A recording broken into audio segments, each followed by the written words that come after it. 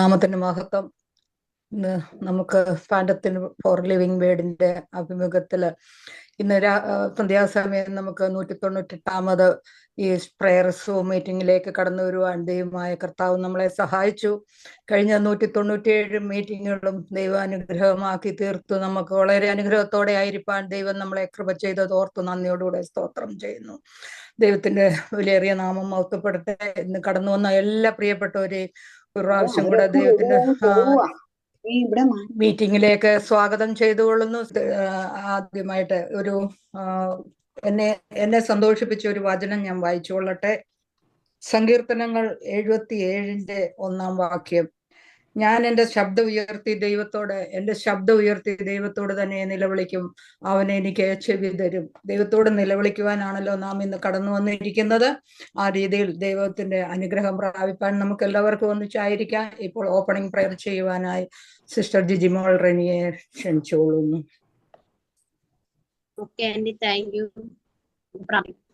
പരിശുദ്ധനായ ദൈവമേ, സ്വർഗ്ഗീയ നല്ല പിതാവേ, നല്ലതും വിനീതമായ സമയത്തിനായി ദൈവത്തെ സ്തുതിക്കുന്നു, സ്തോത്രം ചെയ്യുന്നു.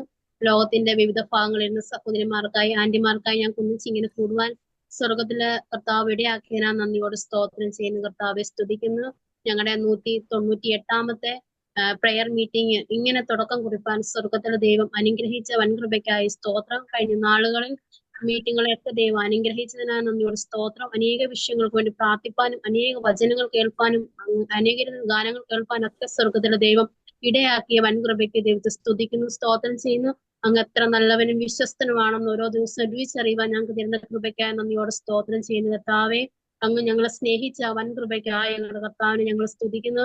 കർത്താവെ, ഞങ്ങള് ഇങ്ങനെ ഒന്നിച്ചു കൂടിയതിന്റെ മുഖാന്തരം ഞങ്ങളുടെ കർത്താവായ യേശു ക്രിസ്തു ആയിരിക്കാൻ നന്ദിയോട് സ്തോത്രം ചെയ്യുന്നു. കർത്താവെ, അങ്ങ് സ്തുതിക്കുന്ന, മഹത്വപ്പെടുത്തുന്ന, ആരാധിക്കുന്നു. കർത്താവെ, അങ്ങ് സർവ്വത്തിന് യോഗ്യനായിരിക്കുന്ന നന്ദിയോട് സ്തോത്രം. ഈ സന്ധ്യാവേളയിൽ സകല പുകഴ്ചയും മാനവും മഹത്വം ഒക്കെ എന്റെ അപ്പൻ അർപ്പിക്കുന്നു. കർത്താവെ, പ്രത്യേക ഈ മീറ്റിങ്ങിനെ ഓർത്ത് ഞങ്ങൾ പ്രാർത്ഥിക്കുന്നു. ഞങ്ങൾ ഓർത്തതുപോലെ ഇത് 198ാമത്തെ പ്രയർ മീറ്റിംഗ് ആണല്ലോ കർത്താവെ. അതിനായ ദൈവത്തെ സ്തുതിക്കുന്നു. ഇന്നത്തെ ഈ മീറ്റിംഗ് ഏറ്റവും അനുഗ്രഹമാക്കി തീർക്കണേ നമ്മോട് പ്രാർത്ഥിക്കുന്നു. ഇത് ലീഡ് ചെയ്യുന്ന പ്രിയ ഡെയ്സി ആന്റി ഞങ്ങളുടെ കരങ്ങളിലേക്ക് ഏൽപ്പിച്ച് പ്രാർത്ഥിക്കുവാണ്. തന്റെ മകൾക്കും കൊടുത്തിരിക്കുന്ന എല്ലാ കൃപകൾക്കായി നന്ദിയോടെ സ്തോത്രം. ഈ കാര്യങ്ങളൊക്കെ നല്ല ചന്തോചിതവുമായി ചെയ്യുവാൻ എന്റെ ദാസി അവന് ബലപ്പെടുത്തി സഹായിക്കുകയും ചെയ്യുമാറാകണമെന്ന് പ്രാർത്ഥിക്കുന്നു. കർത്താവെ, അതുപോലെ പാട്ട് പാടുവാനായിട്ട് ദൈവമേ അങ്ങ് നിയോഗിച്ച തന്റെ മകൾക്കായി ദൈവത്തെ സ്തുതിക്കുന്നു. ആസനത്തിനായി കർത്താവിനെ സ്തുതിക്കുന്നു. തന്റെ മോളെയും ദൈവം കൂട്ടിവരുത്തിയ വൻകൃപയ്ക്ക് സ്തോത്രം. കഴിഞ്ഞ നാളുകളിൽ ദൈവം നടത്തിയ വിധങ്ങൾക്കും അനുഗ്രഹിച്ച വഴികൾക്കായി ദൈവത്തെ സ്തുതിക്കുന്നു. പാടുവാൻ ദൈവം ആവശ്യമായ ദൈവകൃപ അവിടുന്ന് കൊടുക്കുമാറാകണമെന്ന് പ്രാർത്ഥിക്കുന്നു. കർത്താവെ, യാതൊരു വിധமான നെറ്റ് കംപ്ലൈന്റുകൾ ഉണ്ടാകാതെ വണ്ണം എല്ലാ മീഡിയയെയും ദൈവം അനുഗ്രഹിക്കുമാറാകണമെന്ന് പ്രാർത്ഥിക്കുന്നു. കർത്താവെ, അതുപോലെ മെസ്സേജ് നൽകുന്ന ഷേർലി ആന്റി ഓർത്ത് പ്രാർത്ഥിക്കുന്നു. തന്റെ മോളെ ദൈവം സഹായിക്കുമാറാകണേ, അവിടുത്തെ ദൈവകൃപ അവിടുന്ന് കൊടുക്കുമാറാകണമെന്ന് പ്രാർത്ഥിക്കുന്നു. അവിടുത്തെ ശബ്ദം കേൾപ്പാൻ ദൈവം നൽകണേന്ന് പ്രാർത്ഥിക്കുന്നു. അവിടുന്ന് കൊടുക്കുന്ന ആലോചനകൾ പറയുവാൻ തന്റെ ദാസിയെ ബലപ്പെടുത്തി സഹായിക്കുകയും ചെയ്യുമാറാകണമെന്ന് പ്രാർത്ഥിക്കുന്നു. അതുപോലെ ദൈവമേ, ഇവിടെ കൂടിയിരിക്കുന്ന ഓരോ സഹോദരിമാരെ ഞങ്ങളുടെ കാര്യങ്ങളിലേക്ക് ഏൽപ്പിക്കുന്നു. പ്രാർത്ഥിപ്പാൻ അവർ കൊടുത്തിരിക്കുന്ന എല്ലാ കൃപകൾക്കായി സ്തോത്രം. കർത്താവെ, അതുപോലെ ക്ലോസിംഗ് പ്രയറിന് ബീനാന്റി ഓർത്ത് പ്രാർത്ഥിക്കുന്ന തന്റെ മോളെ ദൈവം സഹായിക്കുമാറാകണേ. ഈ മീഡിയ ദൈവം അനുഗ്രഹിക്കുമാറാണ്. യൂട്യൂബിലൂടെ കേൾക്കാൻ പോകുന്നവരൊക്കെ ഓർത്ത് പ്രാർത്ഥിക്കുന്ന ഏറ്റവും അനുഗ്രഹമാക്കി തീർക്കണം. കർത്താവെ, ഈ സന്ധ്യാവേള സകലവും ദൈവകരങ്ങളിലേക്ക് ഏൽപ്പിക്കുന്നു. അതുപോലെ നന്ദി പറയുന്ന കർത്താവ് സകലവും ദൈവകരങ്ങളിലേക്ക് ഏൽപ്പിച്ചു പ്രാർത്ഥന വന്ന് കെട്ടിക്കായി സ്തോത്രം. കർത്താവും രക്ഷിതാവുമായ യേശു ക്രിസ്തുവിൻ തന്നെയുള്ള നാമത്തിൽ തന്നെ ആമേൻ. ആമേൻ. നല്ല 2 ഗാനങ്ങൾ കേൾക്കാൻ വേണ്ടി നമുക്ക് കാതോർക്കാം. അതിനായി ആസനത്തിനെ ക്ഷണിച്ചുകൊള്ളുന്നു. ദൈവത്തിന്റെ വലിയ നാം വാഴ്ത്തപ്പെടുമാറാകട്ടെ. സ്തുതി സ്തുതി മനമേ, സ്തുതികളിൽ ഉന്നതനെ, നാഥൻ നാൾ തോറും ചെയ്ത നന്മകളോർത്തു പാടുക നീ എന്നും മനമേ, പാടുക നീ എന്നും മനമേ. അമ്മയെ പോലെ താതൻ താലോലിച്ചണച്ചിടുന്നു, അമ്മയെ പോലെ താതൻ താലോലിച്ചണച്ചിടുന്നു, സമാധാനമായി കിടന്നുറങ്ങാൻ തൻ്റെ മാർവിൽ ദിനം ദിനമായി, സമാധാനമായി കിടന്നുറങ്ങാൻ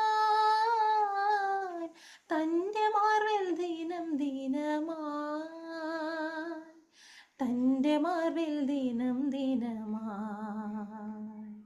സ്തുതി സ്തുതി എൻ മനമേ, സ്തുതികളിൽ ഉന്നതനെ, നാഥൻ നാൾ തോറും ചെയ്ത് നന്മകളോർത്തു പാടുക നീ എന്നും മനമേ, പാടുക നീ എന്നും മനമേ. കഷ്ടങ്ങളേറിടിലും എനിക്കേറ്റമടുത്ത തുണയായി, കഷ്ടങ്ങളേറിടിലും എനിക്കേറ്റമടുത്ത തുണയായി, ഘോരവൈരിയൻ നടുവിലവൻ മേശ നമുക്കൊരുക്കുമല്ലോ, ഘോരവൈരിയൻ നടുവിലവൻ മേശ നമുക്കൊരുക്കുമല്ലോ, മേശ നമുക്കൊരുക്കുമല്ലോ. സ്തുതി സ്തുതി എൻ മനമേ, സ്തുതികളിൽ ഉന്നതനെ, നാഥൻ നാൾ തോറും ചെയ്ത് നന്മകളോർത്തു പാടുക നീ എന്നും മനമേ, പാടുക നീ എന്നും മനമേ. ദൈവത്തിന് സ്തോത്രം. ദൈവം ഈ നിലയിൽ ആൻറ്റി പറഞ്ഞതുപോലെ അടിയന് ഞാൻ വിചാരിച്ചു ഇനി ശുശ്രൂഷകളൊക്കെ കുറയുമായിരിക്കും. എനിക്ക് സിസ്റ്റം ഒന്നും ഇല്ലല്ലോ കർത്താവേ, ഇവിടെ സിസ്റ്റം എത്തിക്കാനൊരു മാർഗം തരണേന്ന് പറഞ്ഞു പ്രാർത്ഥനയിൽ വെച്ചുകൊണ്ടിരിക്കുന്നു. ചിലപ്പോൾ ദൈവം അനുവദിച്ച സിസ്റ്റം ആരെങ്കിലും ഇവിടെ കൊണ്ടുതരും എന്ന് പറഞ്ഞിട്ടുണ്ട്. അപ്പോൾ എല്ലാവരും പ്രാർത്ഥനയിൽ ഓർക്കണം. കാരണം ശുശ്രൂഷയ്ക്ക് ഞാൻ അവിടെ ചെന്നിട്ട് കർത്താവ് എനിക്ക് തന്നതാണ് ആ മൈക്ക് സിസ്റ്റം. അപ്പോൾ അതെവിടെയും പാഴായി പോവാനായിട്ട് ദൈവം അനുവദിക്കില്ലല്ലോ. അപ്പം കർത്താവിൻ്റെ എന്നെയും കൂടി പഠിപ്പിക്കാനായിരുന്നു ശിവാൻ്റിക്ക് അബദ്ധം പറ്റിപ്പോയെന്ന് തോന്നുന്നു. കാരണം എൻ്റെ പേരിട്ടു, സാധാരണ പോലെ പേരിടുമ്പം അത് റെഗുലറായിട്ട് പോകുമ്പം എന്നോട് കുറച്ചും കൂടി എന്നോട് ഉണർന്നിരിക്കാൻ വേണ്ടിയിട്ടുള്ള അതാണ് ദൈവം എന്നെ പാടുവാനായിട്ട് ആഗ്രഹിക്കുന്നു എന്ന് കുറച്ചുകൂടി നമുക്ക് ഒരു വ്യക്തത കുറച്ചുകൂടി വരുത്താൻ വേണ്ടിയിട്ടാണ്. നമ്മൾ നാട് പോകുമ്പോൾ നമ്മുടെ ലക്ഷ്യങ്ങൾ മാറിപ്പോകരുതല്ലോ. അപ്പം അത് എനിക്കും ഒരു എന്നോടുള്ള ദൈവത്തിൻ്റെ സംസാരം തന്നെയാണ്. അപ്പം ഞാൻ എപ്പോഴും പാടി ആശ്വസിക്കുന്ന ഒരുപാട് ഗാനങ്ങൾ തന്നെയാണ് എപ്പോഴും പാടാറ്. അതിലൊരു ഗാനം കൂടിയാണ് കോളേജിൽ പഠിക്കുന്ന സമയത്ത് PB സൈമൺ അങ്കിൾ ഇങ്ങനെ പാടി കണ്ണീന്നൊക്കെ കരയുന്നതൊക്കെ ഞാൻ കണ്ടിട്ടുണ്ട്. അങ്കിൾ എഴുതിയ ഒരു പാട്ട് ദൈവനാമത്വത്തിനായിട്ട് പാടാൻ ആഗ്രഹിക്കുന്നു. നമുക്ക് 1577 1577 പുതിയ പാട്ടുപുസ്തകത്തിലെ നമ്പറാണ്. എന്നേശുവേ എൻ രക്ഷക നീ മാത്രം നല്ലവൻ എന്നുള്ള ഗാനം നമുക്ക് ഒരുമിച്ച് പാടാം. എന്നേശുവേ എൻ രക്ഷക നീ മാത്രം നല്ലവൻ, മറ്റാരെയും ഞാൻ കാണുന്നില്ല ഈ ഭൂവിൽ മിത്രമായി, മറ്റാരെയും ഞാൻ കാണുന്നില്ല ഈ ഭൂവിൽ മിത്രമായി. ഒന്നു മാത്രം ഞാൻ അറിയുന്നു, ആരെ ഞാൻ വിശ്വസിക്കുന്നു, നീ എന്നുപനിധി അന്ത്യം വരെയും സൂക്ഷിപ്പാൻ ശക്തനും. ഒന്നു മാത്രം ഞാൻ അറിയുന്നു, ആരെ ഞാൻ വിശ്വസിക്കുന്നു,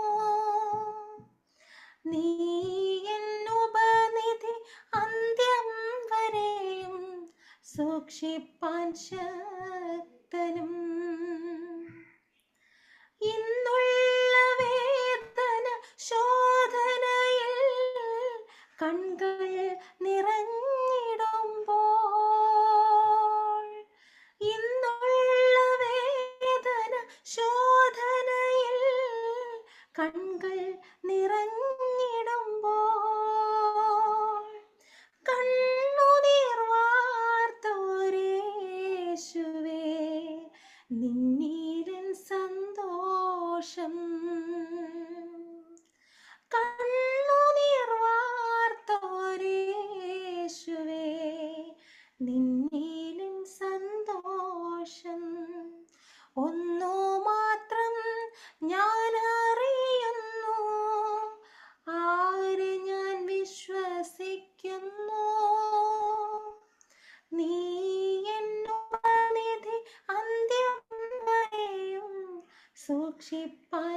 ശക്തനും. രോഗത്താൽ ക്ഷീണിതയായിടുമ്പോൾ, ദേഹം തളർന്നിടുമ്പോൾ, രോഗത്താൽ ക്ഷീണിതയായിടുമ്പോൾ, ദേഹം തളർന്നിടുമ്പോൾ, നിൻ കൃപയൊന്നെന്നാശ്രയം. ഹാ എന്തോരാശ്വാസം, നിൻ കൃപയൊന്നെന്നാശ്രയം. ഹാ എന്തോരാശ്വാസം. ഒന്നു മാത്രം ഞാൻ അറിയുന്നു, ആരെ ഞാൻ വിശ്വസിക്കുന്നു. നീ എന്നുപനിധി അന്ത്യം വരെയും സൂക്ഷിപ്പാൻ ശക്തനും. എൻ സ്വന്ത സോദരർ ബന്ധുക്കൾ മാറിടും നേരമതിൽ, എൻ സ്വന്ത സോദരർ ബന്ധുക്കൾ മാറിടും നേരമതിൽ, എൻ സ്വന്തമായോരേശുവേ, നീ മാത്രം മാറാത്തവൻ. എൻ സ്വന്തമായോരേശുവേ, നീ മാത്രം മാറാത്തവൻ. ഒന്നോ മാത്രം ഞാൻ അറിയുന്നു, ആരെ ഞാൻ വിശ്വസിക്കുന്നു. നീ എന്നുപനിധി അന്ത്യം വരെയും സൂക്ഷിപ്പാൻ ശക്തനും. ദുഷ്കീർത്തി ഭീഷണി അപമാനം പെരുകിടും വേളകളിൽ, ദുഷ്കീർത്തി ഭീഷണി അപമാനം പെരുകിടും വേളകളിൽ, നിന്ദകൾ സഹിച്ചോരേശുവേ,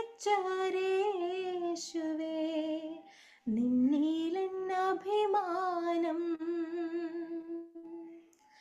നിന്ദകൾ സഹിച്ചോരേശുവേ, നിന്നിലെന്നഭിമാനം. ഒന്നോ മാത്രം ഞാൻ അറിയുന്നു, ആരെ ഞാൻ വിശ്വസിക്കുന്നു. നീ എന്നുപനിധി അന്ത്യം വരെയും സൂക്ഷിപ്പാൻ ശക്തനും. നഷ്ടങ്ങൾ ക്ലേശങ്ങൾ സഹിച്ചു ഞാൻ പ്രിയമായി വളർത്തിയവർ, നഷ്ടങ്ങൾ ക്ലേശങ്ങൾ സഹിച്ചു ഞാൻ പ്രിയമായി വളർത്തിയവർ, ക്രൂരമായി മുറിവേൽപ്പിച്ചകന്നിടുമ്പോൾ, പ്രിയ നീയും കൈവിടുമോ. ക്രൂരമായി മുറിവേൽപ്പിച്ചകന്നിടുമ്പോൾ, പ്രിയ നീയും കൈവിടുമോ. മാത്രം ഞാൻ അറിയുന്നു, ആരെ ഞാൻ വിശ്വസിക്കുന്നു. നീ എന്നുപനിധി അന്ത്യം വരെയും സൂക്ഷിപ്പാൻ ശക്തനും. ഒന്നോ മാത്രം ഞാൻ അറിയുന്നു, ആരെ ഞാൻ വിശ്വസിക്കുന്നു. നീ എന്നുപനിധി അന്ത്യം വരെയും സൂക്ഷിപ്പാൻ ശക്തനും. ദൈവത്തിന് സ്തോത്രം. ഇരിക്കുന്നു. പ്രത്യേക ഷേർലി ബാബുക്കുട്ടിയെ ആ മെസ്സേജിനായിട്ട് ക്ഷണിച്ചുകൊള്ളുന്നു. ദൈവനാമം വാഴ്ത്തപ്പെടുമാറാകട്ടെ. വീണ്ടും ഒരു അവസരം കൂടെ നമുക്ക് ഇങ്ങനെ കർത്താവിന്റെ സന്നിധിയിൽ അടുത്ത് വരുവാൻ ദൈവം ഒരുക്കിയത് ഓർത്ത് കർത്താവിനെ സ്തുതിക്കാം. എന്തെല്ലാം പ്രയാസങ്ങളും പ്രശ്നങ്ങളുമാണ് ഓരോ ദിവസവും നടന്നുകൊണ്ടിരിക്കുന്നതിന്റെ മധ്യത്തിലും ദൈവം നമ്മളെ ഇത്രത്തോളം കാത്തു പരിപാലിക്കുന്നു. അവിടുത്തെ വലിയ ദയക്കായിട്ട്, വിശ്വസ്തതയ്ക്കായിട്ട് വീണ്ടും നമുക്ക് കർത്താവിനെ സ്തുതിക്കാം. എനിക്കും ഇങ്ങനെ ഈ ഒരു പ്രാവശ്യം കൂടി കർത്താവിന്റെ സന്നിധിയിൽ ഇങ്ങനെ ആയിരിക്കാനും വചനത്തിന് മുമ്പാകെ ഇരിക്കാനും ദൈവം ഒരുക്കിയ അവസരത്തെ ഓർത്ത് കർത്താവിനെ സ്തുതിക്കുന്നു. അതോടൊപ്പം ഷീബി ആന്റിയോടും പ്രത്യേക ഈ ഗ്രൂപ്പിനോടുമുള്ള നന്ദിയും അറിയിക്കുന്നു. നമ്മുടെ അല്പസമയത്തെ ചിന്തയ്ക്കായിട്ട് ഹബക്കൂക്ക് പ്രവചനം 3-ാം അധ്യായത്തിന്റെ 2-ാം വാക്യം നമുക്ക് വായിക്കാം. യഹോവേ, ആണ്ടുകൾ കഴിയും മുമ്പേ നിന്റെ പ്രവൃത്തിയെ ജീവിപ്പിക്കണമേ, ആണ്ടുകൾ കഴിയും മുമ്പേ അതിനെ വെളിപ്പെടുത്തണമേ. ഇവിടെ ഹബക്കൂക്ക് പ്രവാചകന്റെ ഒരു പ്രാർത്ഥനയാണ് നമ്മളിവിടെ വായിച്ചത്. ഈ വാക്യത്തിന്റെ ഇംഗ്ലീഷിൽ അത് പറയുന്നത് ആണ്ടുകളുടെ മധ്യത്തിൽ എന്നാണ്. In the midst of the year എന്ന ഇംഗ്ലീഷ് KJV-യിലൊക്കെ കൊടുത്തിരിക്കുന്നത്. എന്നാലും പ്രവാചകന് ദൈവവുമായിട്ട് ആവലാതി പറയുവാൻ ഉണ്ടായിരുന്നു എന്ന് നമുക്ക് ഈ വാക്യത്തിൽ നിന്ന് കാണുവാനായിട്ട് കഴിയും. 1-ാം അധ്യായത്തിൽ മുഴുവനും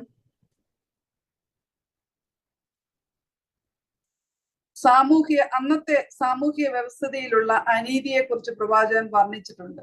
2-1 നാം അത് കാണുവാൻ കഴിയുന്നു. അതുമുതൽ താഴോട്ട് വായിച്ചാൽ ഈ കാര്യങ്ങൾ വ്യക്തമാണ്. തുടർന്ന് 3-ാം അധ്യായത്തിലേക്ക് വരുമ്പോൾ പ്രവാചകൻ മനോഹരമായ ഒരു പ്രാർത്ഥന ദൈവത്തോട് പ്രാർത്ഥിക്കുന്നു, അല്ലെങ്കിൽ അർപ്പിക്കുന്നതായിട്ട് നമുക്ക് കാണുന്നു. ആ പ്രാർത്ഥനയുടെ ആദ്യ ഭാഗങ്ങളാണ് നമ്മൾ മുകളിൽ വായിച്ചത്. ചുറ്റും നടക്കുന്ന അനീതിയും അക്രമവും കണ്ട് മനസ്സ് മടുത്തും മുഷിഞ്ഞും പ്രാർത്ഥിച്ചപ്പോൾ ദൈവത്തിൽ നിന്ന് മറുപടി കിട്ടിയല്ലോ.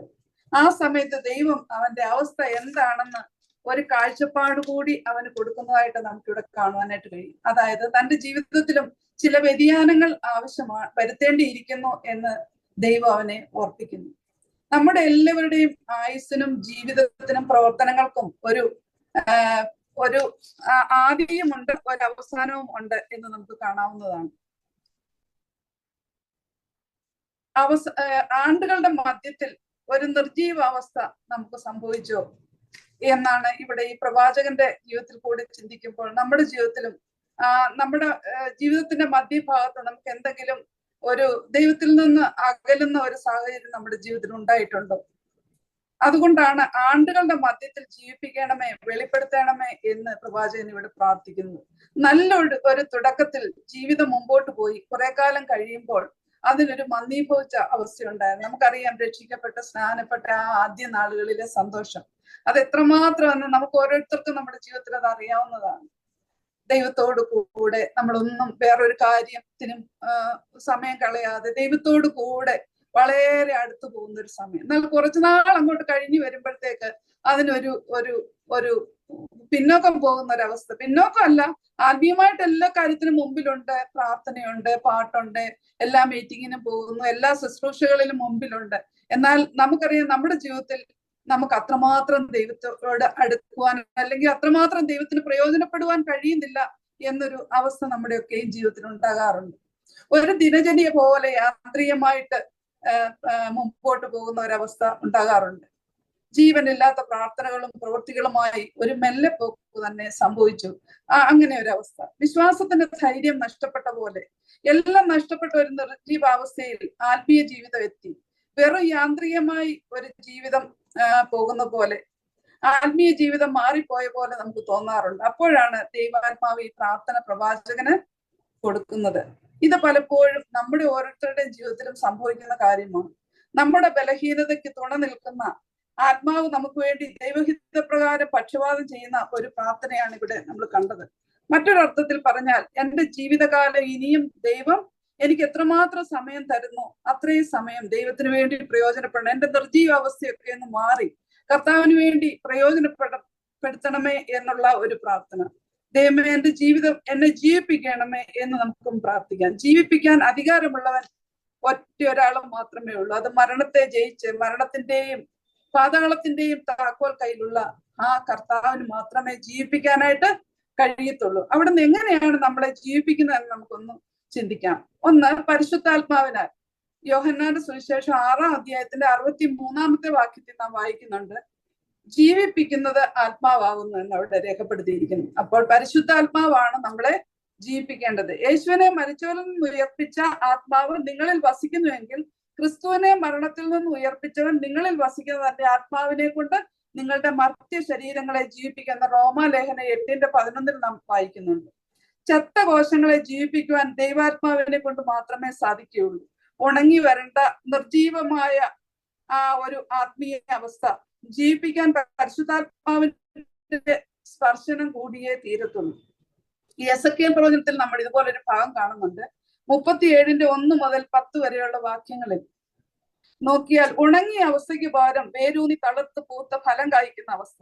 പരിശുദ്ധാത്മാവെന്ന് കാറ്റ് വീശിയപ്പോഴാണ് ദൈവാത്മാവിന്റെ സ്പർശനം അവിടെ ഉണ്ടായത്. ഉണങ്ങിയ അവസ്ഥയ്ക്ക് ഒരു മാറ്റം സംഭവിച്ചത് എന്ന് ആ ഭാഗത്ത് വായിക്കുമ്പോൾ നമുക്ക് മനസ്സിലാക്കുവാനായിട്ട് കഴിയും. അത് മാത്രമല്ല, ഉണങ്ങിയ അവസ്ഥയ്ക്ക് പകരം വേരൂന്നി തളർത്ത് പൂത്ത് ഫലം കായ്ക്കുന്ന അവസ്ഥയാണ് സംഭവിക്കുന്നത്. നമ്മുടെ ജീവിതത്തില് നമ്മൾക്ക് പരിശുദ്ധാത്മാവിന്റെ ആ സാന്നിധ്യം വരുമ്പോൾ മാത്രമേ, നമുക്ക് പരിശുദ്ധാത്മാവിൽ വസിച്ചെങ്കിൽ മാത്രമേ ആത്മാവിന്റെ ഫലങ്ങളെ പുറപ്പെടുവിക്കുവാനായിട്ട് കഴിയത്തുള്ളൂ. അതാണ് ദൈവം നമ്മളെ പറ്റി ആഗ്രഹിക്കുന്നത്. പരിശുദ്ധാത്മാവറ്റാൽ നിറയപ്പെട്ടവരായിട്ട്, ദൈവത്തിന് പ്രയോജനമുള്ളവരായിട്ട്, നല്ല ഫലം കായ്ക്കുന്നവരായിട്ട് നമ്മളെ കാണണമെന്നാണ് കർത്താവ് നമ്മളെ പറ്റി ആഗ്രഹിക്കുന്നത്. ഇനി രണ്ടാമതായിട്ട് ദൈവവചനത്താൽ നമ്മൾ ശക്തിപ്പെടണം എന്ന് തിരുവചനത്തിൽ പറയുന്നു.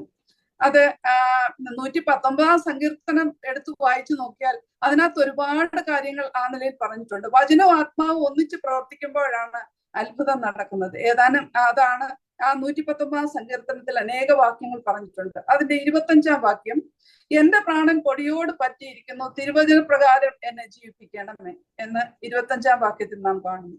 അതിന്റെ 40-ാം വാക്യത്തിൽ ഇങ്ങനെ വായിക്കുന്നു, ഇതാ ഞാൻ നിന്റെ പ്രമാണങ്ങളെ വാഞ്ചിക്കുന്നു, നിന്റെ നീതിയാൽ എന്നെ ജീവിപ്പിക്കണമേ. അവിടുത്തെ നീതിയാൽ എന്നെ ജീവിപ്പിക്കണം എന്ന് 40-ാം വാക്യത്തിൽ. അതിന്റെ 50-ാം വാക്യത്തിൽ, നിന്റെ വചനം എന്നെ ജീവിപ്പിച്ചിരിക്കുന്നത് എന്റെ കഷ്ടതയിൽ എനിക്ക് ആശ്വാസമായി. പിന്നെ അതിന്റെ 88-ാം വാക്യത്തിൽ, നിന്റെ ദയയ്ക്ക് തക്കവണ്ണം എന്നെ ജീവിപ്പിക്കണമേ, ഞാൻ നിന്റെ വായിൽ നിന്നുള്ള സാക്ഷ്യങ്ങളെ പ്രമാണിക്കും. അപ്പൊ ആ 119 സങ്കീർത്തനത്തിൽ അനേക പ്രാവശ്യം ജീവിപ്പിക്കണമേ ജീവിപ്പിക്കണമേ എന്ന്, നമ്മുടെ നിർജീവ അവസ്ഥയിൽ നിന്ന് നമുക്കൊരു ജീവൻ ലഭിക്കേണ്ടത് വളരെ അത്യാവശ്യമാണ്. നമ്മൾ എല്ലാറ്റിനും ഉണ്ട്, എന്നാൽ നമ്മുടെ ഉള്ളിന്റെ ഉള്ളിൽ ദൈവത്തോട് നാം എത്രമാത്രം അടുത്താണ് ഇരിക്കുന്നത്, നമ്മൾ കർത്താവിന് വേണ്ടി കൂടുതൽ പ്രയോജനപ്പെടുവാൻ നമുക്ക് കഴിയുന്നുണ്ടോ എന്ന് നമുക്ക് ഓരോ ദിവസവും നമ്മുടെ ജീവിതത്തെ ഒന്ന് ചിന്തിച്ചു നോക്കുവാൻ വേണ്ടത് ആവശ്യമാണ്. അവിടുത്തെ ദയ മാറ്റമില്ലാത്തത്, എന്നും പുതിയത്, നിരന്തരമായ ആ കൃപ, ആകാശത്തോളം ഉയർന്ന ദൈവകൃപ എന്നിങ്ങനെ ആ ദയയുടെ, നമുക്കറിയാം ആകാശത്തോളം ഉയർന്നാണ് ദൈവത്തിന്റെ ദയ എന്ന് നമ്മൾ തിരുവചനത്തിൽ വായിക്കുന്നു. ഉണങ്ങിയ അസ്ഥികൂടങ്ങൾ ജീവൻ പ്രാപിച്ചത് പരിശുദ്ധാത്മാവ് കൂടി ചേർന്നപ്പോഴാണ്. നമ്മൾ ആ എസെക്കിയേൽ പ്രവചനം 37-ാം അധ്യായത്തിന്റെ 10-ാം വാക്യത്തിൽ നാം വായിക്കുന്നുണ്ട്, മനുഷ്യരൂപം വന്നത് അവയോട് പ്രവാചകൻ ദൈവവചനം പറഞ്ഞപ്പോഴാണ്. മനുഷ്യരൂപം വന്ന് അതിന് ജീവൻ വെച്ചത് പ്രവാചകൻ, പരിശുദ്ധാത്മാവിന്റെ പ്രവർത്തനത്താൽ പ്രവാചകൻ ആ അസ്ഥികൂടങ്ങളോട് പ്രവചിച്ചപ്പോഴാണ് അവിടെ ജീവൻ വന്നത് എന്ന് നമുക്ക് കാണുവാനായിട്ട് കഴിയും. അപ്പൊ ദൈവവചനത്തിൽ നാം വസിക്കണം, പരിശുദ്ധാത്മാവിനാൽ നാം നിറയപ്പെടണം. എന്നെങ്കിൽ മാത്രമേ ദൈവത്തിന് വേണ്ടി നല്ല ഫലം കായ്ക്കുവാൻ, ദൈവത്തിന് വേണ്ടി പ്രയോജനപ്പെടുവാൻ നമുക്ക് ആ ജീവിതത്തിന്റെ ആ മധ്യഭാഗത്തെ, ഇപ്പോഴാ നമുക്ക് ഇനി മുമ്പിലോട്ട് എത്ര ദിവസം ഉണ്ടെന്ന് നമ്മൾ അറിയുന്നില്ല. പുറകിൽ ഇനി കഴിഞ്ഞു പോയ ദിവസങ്ങളൊന്നും ഇനി നമുക്ക് ലഭിക്കത്തില്ല. നാളുകളെ എണ്ണി ജീവിക്കുവാൻ ദൈവമേ എന്നെ പഠിപ്പിക്കണമേ എന്ന് നമ്മൾ 90-ാം സങ്കീർത്തനത്തിൽ വായിക്കുന്നുണ്ട്. നമുക്ക് മുമ്പോട്ടുള്ള ദിവസങ്ങൾ ദൈവത്തിന് വേണ്ടി എന്തൊക്കെ ചെയ്യാൻ നമുക്ക് കഴിയും, എപ്രകാരം ദൈവത്തിന് പ്രയോജനപ്പെടുവാൻ കഴിയും, അവരവർക്കറിയാം അവരവർക്ക് എന്തൊക്കെ താലന്തുകളാണ് ദൈവം തന്നിരിക്കുന്നതെന്ന്. ഒരാൾക്ക് കൊടുത്ത താലന്തല്ല വേറൊരാൾക്ക്.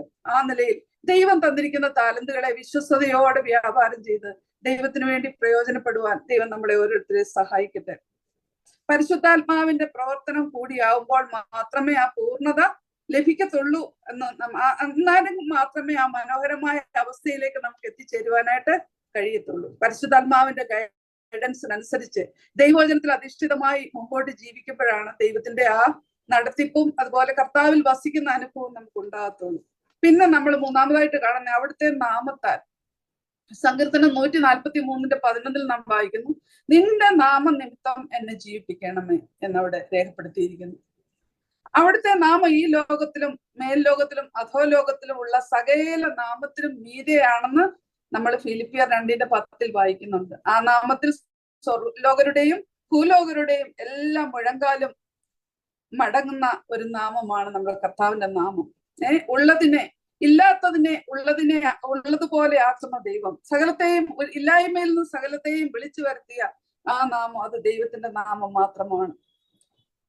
റോമാലേഖനം 4:17 നമുക്കത് കാണുവാനായിട്ട് കഴിയും. ആ നാമത്തെക്കാൾ ഉയർത്തിയ ഒന്നേ ഉള്ളൂ, അത് അവിടുത്തെ തിരുവചനമാണെന്ന് സങ്കീർത്തനം 138 നമുക്ക് കാണുവാനായിട്ട് കഴിയും. ആ നാമത്തിൽ വിശ്വസിക്കുന്ന ഏവർക്കും നിത്യജീവനുണ്ട്.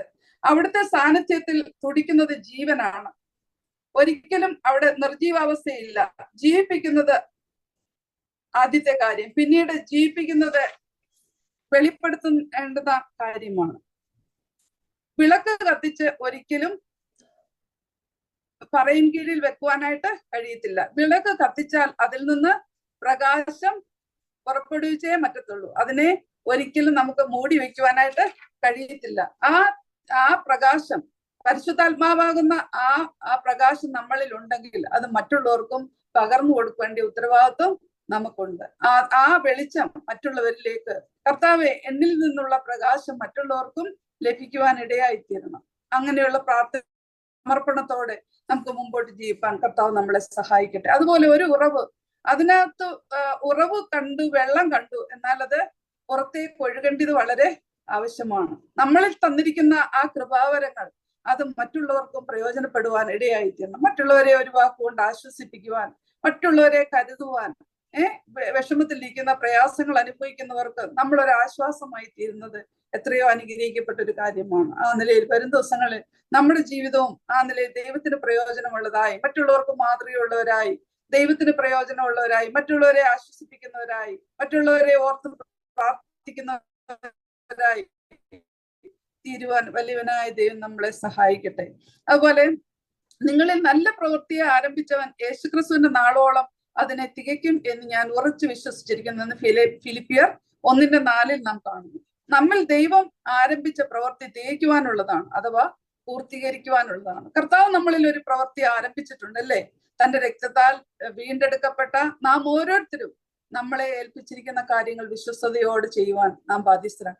ഞാൻ രക്ഷിക്കപ്പെട്ടു, എനിക്ക് എല്ലാം ലഭിച്ചു, ഇനി എനിക്ക് സ്ഥിരമായി അല്ലേ രക്ഷ ഭദ്രമാണെന്ന് നമ്മൾ മനസ്സിലാക്കുന്നുണ്ട്. അതുപോലെ അത് ഇനി മറ്റാരുടെ കാര്യവും എനിക്ക് പ്രശ്നമല്ല. അതല്ല, നമ്മൾക്ക് ഓരോ നിലയിലും കർത്താവിന്റെ വചനം മറ്റുള്ളവരോട് പറയുവാൻ, ഈ നല്ല ദൈവത്തെ പറ്റി പറയുവാൻ നാം ഓരോരുത്തരും ബാധ്യസ്ഥരാണ്. അല്ലാതെ ചിലർക്ക് മാത്രം ഉത്തരവാദിത്തപ്പെട്ട വിഷയമല്ല അത്. നമ്മുടെ വീട്ടിൽ വരുന്നവരോട്, നമ്മുടെ ജോലിക്കാരോട്, അല്ലെങ്കിൽ നമ്മൾ ഇടപെടുന്നവരോട്, നമ്മുടെ അയൽവാസികളോടൊക്കെയും കർത്താവിനെ പറ്റി പറയുവാൻ നമ്മൾ ബാധ്യസ്ഥരാണ്. ആ നിലയിൽ കർത്താവ് നമുക്ക് തന്നിരിക്കുന്ന ആ കൃപാവരങ്ങളെ ജ്വലിപ്പിക്കുവാൻ ദൈവം നമ്മളെ സഹായിക്കട്ടെ. നമ്മളിലുള്ള ആ പ്രവൃത്തി അത് ഉണങ്ങി വരണ്ടു പോകേണ്ട ഒന്നല്ല, അത് ജ്വലിപ്പിക്കേണ്ട ഒരു ഉത്തരവാദിത്വം ദൈവം നമ്മളെ ഏൽപ്പിച്ചിട്ടുണ്ട്. ആ നിലയിൽ കർത്താവ് നമ്മളെ സഹായിക്കട്ടെ. ഈ ഹബക്കൂക്ക് പ്രാർത്ഥിച്ച പോലെ, കർത്താവെ ആണ്ടുകളുടെ മധ്യത്തിൽ, എന്റെ ആയുസിന്റെ മധ്യത്തിൽ എന്നെ ജീവിപ്പിച്ചേ മതിയാവും, പോരാ അതിനെ വെളിപ്പെടുത്തുകയും ചെയ്യണമെന്ന് പ്രവാചകൻ ഇവിടെ വായിക്കുന്നു. താൻ പ്രാർത്ഥിച്ച ആ പ്രാർത്ഥന ദൈവം അതിന്റെ മറുപടി കൊടുക്കുന്നതായിട്ട് നമുക്കതിന്റെ ഇങ്ങനെ ഹബക്കൂക്ക് പ്രവാചകൻ പ്രാർത്ഥിച്ചപ്പോൾ ദൈവം അതിന്റെ മറുപടി കൊടുത്തത് 3-ാം അധ്യായത്തിന് 3 മുതൽ 16 വരെ ഉള്ള വാക്യങ്ങളിൽ നമുക്ക് വായിക്കാവുന്നതാണ്. ദൈവത്തെ സ്തുതിച്ചപ്പോൾ അവന്റെ മനോഭാവം മാറി. ഹബക്കൂക്ക് 3:17, 18, 19 വാക്യങ്ങളിൽ അവന്റെ ധൈര്യം കാണുന്നു. സന്തോഷം നൽകുന്ന സകല ഭൗമിക സാഹചര്യങ്ങളും അസ്തമിച്ചു പോയ അനുഭവമാണ് ഇവിടെ വർണ്ണിക്കുന്നത്. 3-ാം അധ്യായത്തിന്റെ 17, 18, 19 വാക്യം. അത്യവർഷം തളർക്കയില്ല, മുന്തിരിവള്ളിയിൽ അനുഭവം ഉണ്ടാകുകയില്ല, ഒലിവുമരത്തിന്റെ പ്രയത്നം നിഷ്ഫലമായി പോകും, നിങ്ങൾ ആഹാരം വിളയിക്കുകയില്ല, ആട്ടിൻകൂട്ടം തൊഴുത്തിൽ നിന്നും നശിച്ചു പോകും, ഗോശാലകളിൽ കന്നുകാലി ഉണ്ടായിരിക്കുകയില്ല. എങ്കിലും ഞാൻ യഹോവയിൽ ആനന്ദിക്കും, എന്റെ രക്ഷയുടെ ദൈവത്തിൽ ഘോഷിച്ചുല്ലസിക്കും. യഹോവയായ കർത്താവ് എന്റെ ബലമാകുന്നു, അവൻ എന്റെ കാൽ പേടമാൻ കാൽ പോലെ ആക്കുന്നു, ഉന്നതികളിന്മേൽ എന്നെ നടക്കുമാറാക്കുന്നു. ഇതൊക്കെ നമുക്കറിയാം. ഈ കാണുന്ന സന്തോഷങ്ങളൊക്കെ നിന്നു പോകാം, എന്നാൽ സന്തോഷം നൽകുന്ന സകല ഭൗമിക സാഹചര്യങ്ങളും നഷ്ടമായെന്ന് വരാം. എന്നാൽ ഒരു ദൈവ പൈതലിന് ആ ദൈവത്തിൽ ഉള്ള ആ സന്തോഷം അവൻ എന്നും നിലനിൽക്കുന്നതാണ്. ഇസ്രായേൽ ദേശത്ത് ഈ ഐശ്വര്യം കാണുന്നത് ഈ കാണുന്ന മുന്തിരിവള്ളി, ഒലിവ് മരം, അതൊക്കെ അതിന്റെയൊക്കെ ഫലമൊക്കെ നിഷ്ഫലമായി പോകും. ആഹാരം ചിലപ്പം തരത്തില്ല, വിളയിക്കത്തില്ല. കൂട്ടം തൊഴുത്തുകളിൽ നശിച്ചു പോകും, ഗോശാലകളിൽ കന്നുകാലി ഉണ്ടായിരിക്കില്ല. എങ്കിലും ഞാൻ യഹോവയിൽ ആനന്ദിക്കും. ഒരു ദൈവഭക്തന്റെ ആ പ്രത്യാശ എത്രയോ വലുതാണ്. നമ്മുടെ ജീവിതത്തിലും അനേക പ്രയാസങ്ങൾ, നഷ്ടങ്ങൾ, കഷ്ടങ്ങൾ ഒക്കെയും സംഭവിക്കുമ്പോഴും നമുക്ക് ദൈവത്തിലുള്ള ആശ്രയം ഉണ്ടെങ്കിൽ നമുക്കതൊന്നും നഷ്ടവും കഷ്ടമൊന്നും അല്ല. ഈ ലോകത്തിലെ അല്പമായ കാര്യങ്ങളാണ് അതൊക്കെ. നമുക്കൊരു നിത്യത ദൈവം ഒരുക്കിയിട്ടുണ്ട്. നമ്മുടെ പ്രത്യാശ എത്രയോ വലുതാണ്. നമുക്ക് വേണ്ടി സകലവും നൽകി തന്നിരിക്കുന്ന കർത്താവ് സകലത്തിനും ഉടമയാക്കി നമ്മളെ തീർത്തി സ്വർഗത്തിലെ സകല ആത്മീയ അനുഗ്രഹങ്ങളാലുമാണ് അവൻ നമ്മളെ തിരഞ്ഞെടുത്തിരിക്കുന്നത്. അതെല്ലാം തരുവാൻ അവിടുന്ന് വാഗ്ദത്തം, അങ്ങനെയാണ് കർത്താവിന്റെ വാഗ്ദത്തം നമുക്കുള്ളത്. നാം എത്രയോ ശ്രേഷ്ഠരാണെന്ന് ഓർത്ത് നമുക്ക് കർത്താവിനെ സ്തുതിക്കാം. ഇത്രയെല്ലാം ഭൗതിക നഷ്ടങ്ങൾ ഉണ്ടായിട്ടും തന്റെ സന്തോഷത്തിന് ഒരു കുറവും വന്നിട്ടില്ല എന്ന്. എങ്കിലും ഞാൻ യഹോവയിൽ ആനന്ദിക്കുമെന്ന് പ്രവാചകൻ ഇവിടെ പറയാണ്. ഉല്ലാസവും ബലവും എല്ലാം അത്ര ദൈവത്തിലാണ്. ആനന്ദവും സന്തോഷവും രക്ഷയും എല്ലാം ദൈവത്തിലാണെന്ന് പ്രവാചകൻ ഇവിടെ പറയുന്നു. അഥവാ ദൈവീയ ശക്തി ലഭിച്ചു കഴിഞ്ഞാൽ നഷ്ടപ്പെട്ട സകല അനുഗ്രഹങ്ങളും സന്തോഷവും ഉല്ലാസവും എല്ലാം തിരികെ ലഭിക്കുന്നതായിട്ട് നമുക്ക് കാണുവാനായിട്ട് കഴിയും. ഒരു ദൈവപൈതലിന്റെ പ്രത്യാശ അതാണ്. അങ്ങനെ ജീവൻ പ്രാപിക്കുമ്പോൾ പുതുബലവും പുതുശക്തിയും പ്രാപിച്ച് ദൈവത്തിനായി കൂടുതൽ പ്രയോജനപ്പെടുവാൻ ആ നിലയിൽ കർത്താവ് നമ്മളെ ഓരോരുത്തരെ സഹായിക്കട്ടെ. അതെ, നമുക്കും ഇങ്ങനെ പ്രാർത്ഥിക്കാം. ആണ്ടുകൾ കഴിയും മുമ്പേ എന്നെ ജീവിപ്പിക്കണമേ എന്ന് നമുക്ക് പ്രാർത്ഥിക്കാം. നമ്മളിലുള്ള കുറവുകളെ കണ്ടുപിടിച്ചുണരുവാൻ കഴിഞ്ഞു പോയ ദിവസങ്ങളല്ല, മുമ്പിലുള്ള ദിവസങ്ങൾ ദൈവത്തിന് വേണ്ടി കൂടുതൽ പ്രയോജനപ്പെടുവാൻ, മറ്റുള്ളവർക്ക് ആശ്വാസം കൊടുക്കുന്നവരായി, ധൈര്യം കൊടുക്കുന്നവരായി, അനേകരെ ഓർത്ത് പ്രാർത്ഥിക്കുന്നവരായി നമുക്ക് കിട്ടുന്ന സമയങ്ങളെല്ലാം തക്കത്തിൽ ഉപയോഗിക്കാൻ. ഇനി നമ്മുടെ മുമ്പിൽ അധികം സമയങ്ങളൊന്നും ഇല്ല. ഉള്ള സമയം കർത്താവിന് വേണ്ടി പ്രയോജനപ്പെടുത്തുവാൻ ഈ പ്രവാചകനോട് ചേർന്ന് നമുക്കും അങ്ങനെ പ്രാർത്ഥിക്കാം. ആണ്ടുകൾ കഴിയും മുമ്പേ എന്നെ ജീവിപ്പിക്കണമേ, ആണ്ടുകൾ കഴിയും മുമ്പേ നിന്റെ പ്രവൃത്തിയെ വെളിപ്പെടുത്തണമേ, അവിടുത്തെ പ്രവൃത്തി നമ്മളിൽ കൂടി വെളിപ്പെടുത്തണമേ എന്ന് ആത്മാർത്ഥമായിട്ട് നമുക്ക് ദൈവത്തോട് പ്രാർത്ഥിക്കാം. ആ നിലയിൽ ദൈവം നമ്മളെ സഹായിക്കട്ടെ. ദൈവം നാമം വാഴ്ത്തപ്പെടുമാറാകട്ടെ.